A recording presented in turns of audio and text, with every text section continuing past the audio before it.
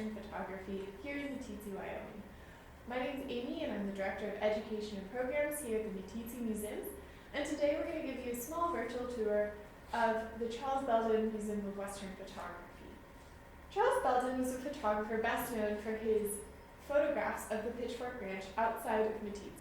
Here at the museum we have a large collection of his photographs as well as some family memorabilia.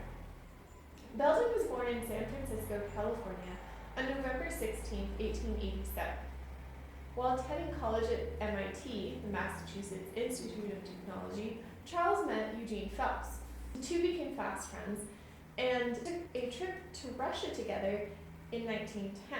After their trip to Russia, Eugene brought Charles back to the Pitchfork Ranch with him. This would be Charles's first experience on the ranch, and here he met Frances Phelps, Eugene's sister.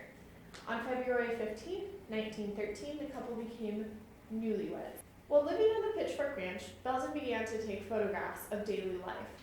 He would teach his horse to stand stock still, and at all points he had 6 glass plates in his saddlebags. This allowed him to take photos without dismounting, and it gave a unique perspective, quite literally, to his photographs. From 1914 until 1940, these photographs appeared in national and international publications, including the New York Times and National Geographic. His photographs were hugely popular. There's a couple trends in American culture that account for this popularity. The American public moved into cities at the turn of the century. There was this kind of mass migration. And during this mass migration, a lot of American people kind of lost the connection with their rural roots. Charles Belden's photographs gave Americans this insight into American ranches and the ranching community without ever having to leave their couch or their city. He was also photographing during a time when dude ranching was becoming really popular. American families would take vacations and go to working ranches. From 1910 through 1960, about a fourth of all movies made were westerns. This genre was incredibly popular with its white cowboy hats and black cowboy hats and good versus evil portrayals. In 1922, Louis G. Phelps, Eugene and Frances's father, passed away. Eugene, Charles, and Eugene's mother all took over the joint running of the ranch. This is a recreation of an office on the Pitchfork Ranch. You can see here some distinctive furniture. This furniture was crafted by Thomas Canada Molesworth, who from 1931 until 1961 crafted furniture that took inspiration from the arts and craft, Adirondack, and Art Deco styles.